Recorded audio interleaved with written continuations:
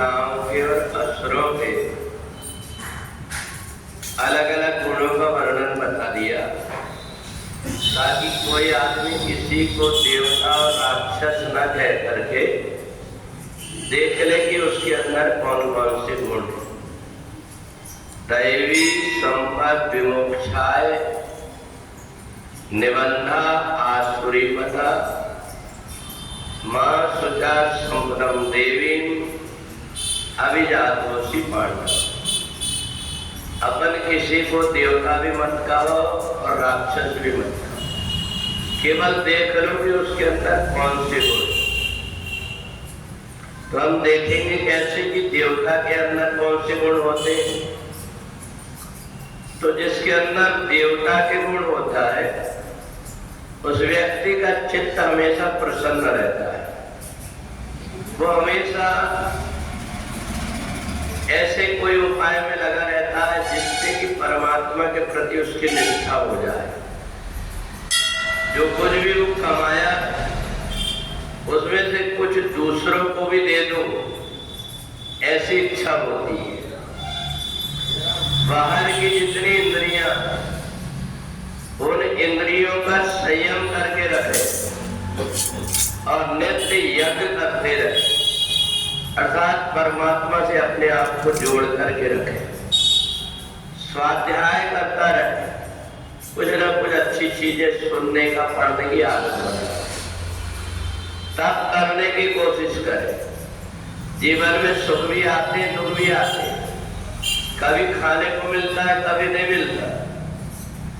तो सब प्रकार का खाओ, तो कभी ना मिले या फिर अपनी रुचि का ना मिले, तो जो कुछ मिल जाए उसको खा करके तब, अर्थात अपने मन के अंदर की इच्छा नहीं, बाहर की जो चीजें मिलती है उसमें कभी कभी राजी हो जाए।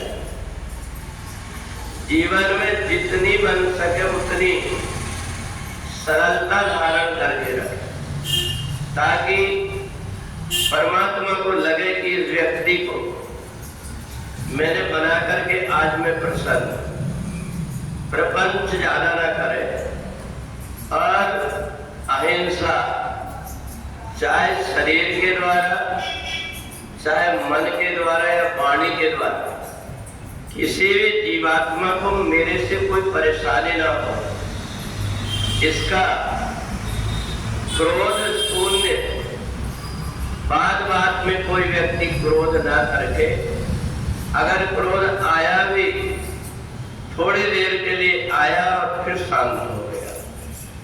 लोभ शून्यता, जिंदगी में चाहे जितना धन मिल जाए पर व्यक्ति की आत्मा तृप्त नहीं होती।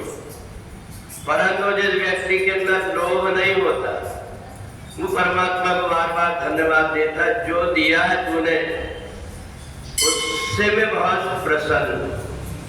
कभी भी अपने से छोटे वालों को देखो कि उनसे तो हमारे पास अच्छा ही है, कम से कम। लोभ शून्यता, मृदुता, जब कभी कोई वाणी बोलो तो किसी को ज्यादा कष्ट न हो, और अगर जाने अनजाने में कोई व्यक्ति कोई गलती कर भी दिया तो क्षमा का भाव, धीरजता और अभिमान शून्य रहना, ये हो गए देवताओं के लक्षण।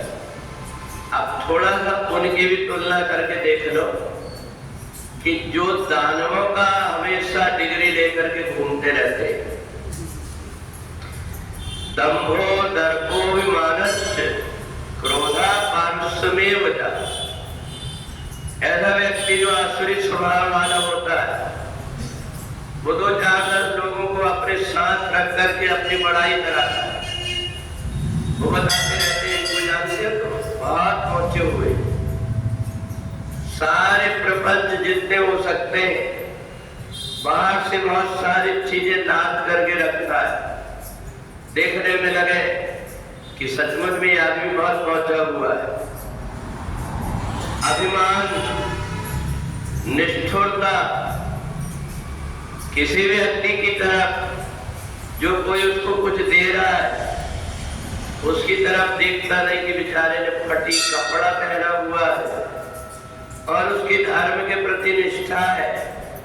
आज मेरे को ये दे रहा जबकि इसकी इतनी हैसियत नहीं है, तो इतना निष्ठुर ना बन करके और दयालुता की भावना उसके अंदर, अविवेक जो आसुरी स्वभाव वाला व्यक्ति होता है वो भटकता इसलिए क्योंकि उसकी बुद्धि काम नहीं करती, उसको बाहर संसार में ही भटका हुआ और अविवेक के कारण वो नहीं करने वाले बहुत सारी गलतियां करता है। तो अपन ये समझ लो कि जो व्यक्ति जो चीज नहीं खाना चाहिए, जो चीज नहीं पीना चाहिए, उसका सेवन करता है, समझ लेना चाहिए कि वो आसुरी योनि का व्यक्ति आसुरी योनि से आया है और जाएगा भी वही। वो तो परमात्मा की कृपा से इस जन्म में उसको मनुष्य शरीर मिल गया, ये शरीर भी उसको दोबारा मिलना नहीं। तो इसलिए भगवान ने कहा अंधा को अंधा कहो तुरंत ही आए मां। किसी को भी कुछ ऐसा मत बोलो जिससे कि उसको दर्द हो, धीरे धीरे उससे पूछ लो कि भैया तुमको दिखाई नहीं देता क्या बात है, वो खुद ही बता देगा कि मेरे साथ में ऐसी ऐसी घटना हो गई।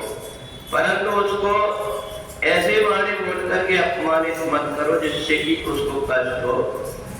तो ऐसा स्वभाव तब बनता है जब ये दैवी आचरण अपने अंदर। तो इसलिए भगवान ने किसी को नहीं कहा, अपने आप से तुलना करके देख लो कि हमारे अंदर जो गुण है हम कैसे परमात्मा से जुड़ करके अपने आप को सुधार सकते हैं। ये जरूरी नहीं है कि आसुरी स्वभाव वाला व्यक्ति देवता नहीं बन सकता, और ये भी जरूरी नहीं है आज जो देवता स्वभाव वाला व्यक्ति का आसुरी स्वभाव का नहीं होता। यह कुछ साधन से नहीं हुई, प्रभु की कृपा पाए कोई हुई। तो इसलिए भगवान ने 16वें अध्याय में अलग अलग बता दिया। बोले वृंदावन बिहारी लाल की।